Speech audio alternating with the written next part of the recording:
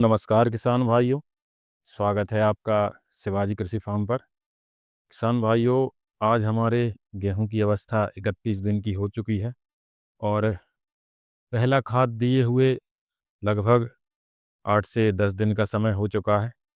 तो बहुत ही शानदार हमारे गेहूं की ग्रोथ चल रही है और अच्छे तरीके से हरा भरा खेत हमारा दिखाई दे रहा है। 3 से 4 दिन पहले हमने इसमें यूपीएल की वेस्टा हर्बिसाइड का स्प्रे किया है। तो स्प्रे करने के 3 दिन बाद भी फसल में किसी भी प्रकार का झटका हमको नहीं दिखाई दे रहा है, क्योंकि स्प्रे करते समय हमने बहुत अनुशंसित मात्रा में दवा का प्रयोग किया है और उसके साथ ही हमने इसमें पार्टीशन करके हमने दवा का स्प्रे किया है, जिससे कहीं पर भी दवा का 2 बार स्प्रे ना हो। अब 31 दिन की अवस्था में हमको इसमें एक समस्या दिखाई दे रही है। इसमें ये जो रस चूसक कीट है, जो पायरेला कीट है, अब देखेंगे जैसे हम हाथ लगाएंगे तो आपको इसमें ये कीट जो है वो उड़ते हुए दिखाई देंगे और आसानी से पौधे पर ये जो कीट है वो दिखाई दे रहे हैं। तो अधिक मात्रा में ये कीट दिखाई दे रहे हैं। इन कीटों के अटैक का क्या कारण है कि इस वर्ष जो गन्ने की फसल में पायरेला कीट का बहुत अधिक प्रकोप रहा है।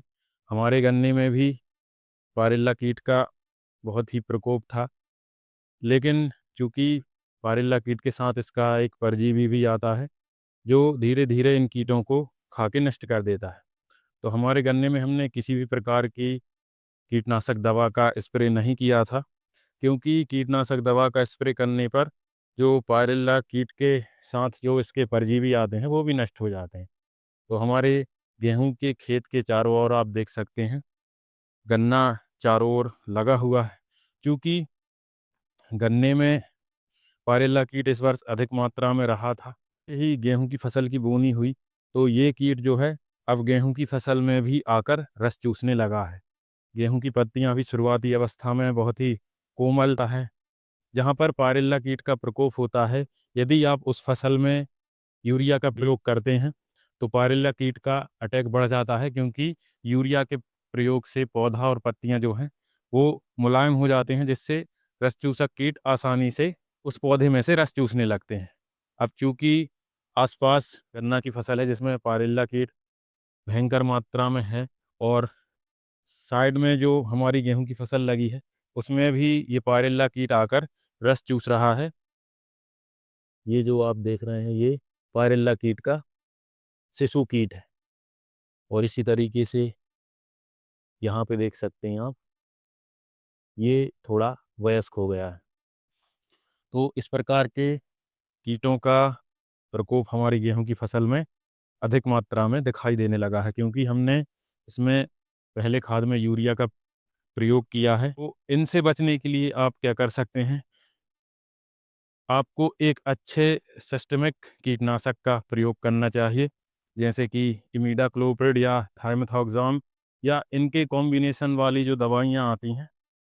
सिस्टमिक कीटनाशक का प्रयोग आपको क्यों करना चाहिए, क्योंकि सिस्टमिक कीटनाशक 10 से 15 दिन तक पौधे के सिस्टम में जाके कीटों से आपके पौधे की सुरक्षा करता है।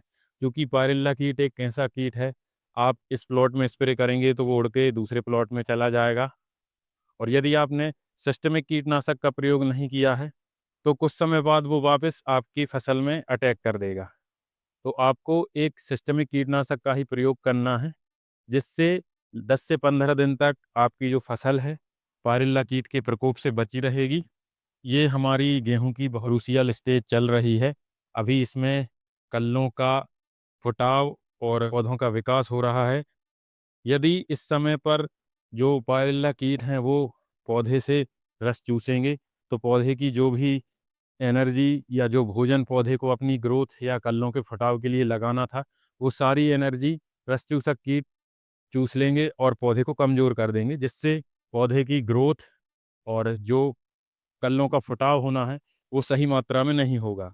यदि 10 से 15 दिन भी आप फसल को इन रस चूसक कीटों से बचा लेते हैं तो इतने में आपका जो पौधा है वो वयस्क अवस्था में पहुंच जाएगा कि पत्तियां जो हैं वो बड़ी बड़ी हो जाएंगी। पत्तियां उतनी कोमल नहीं रहेंगी तो उतनी अधिक मात्रा में जो पायरेला कीट है आपकी फसल से रस नहीं चूस पाएगा।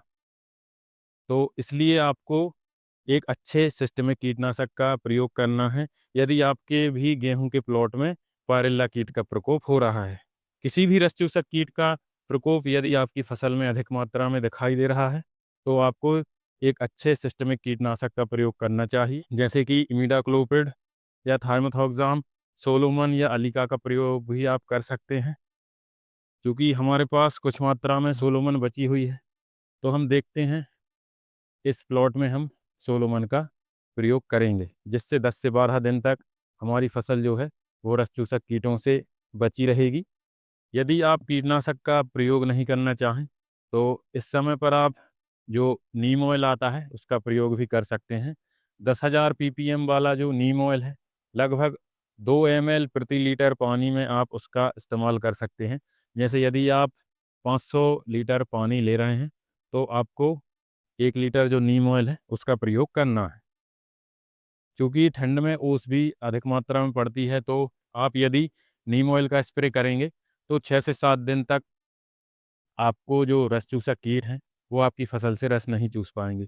क्योंकि नीम ऑयल का प्रयोग करने से जो पत्ता है वो कड़वा हो जाता है, तो जो भी रस चूसक कीट और इल्लियाँ हैं वो पौधे से रस नहीं चूस पाती हैं और ना ही पौधे को कोई नुकसान पहुंचाती हैं। इसके लिए अब हम बायर की सोलोमन का प्रयोग कर रहे हैं।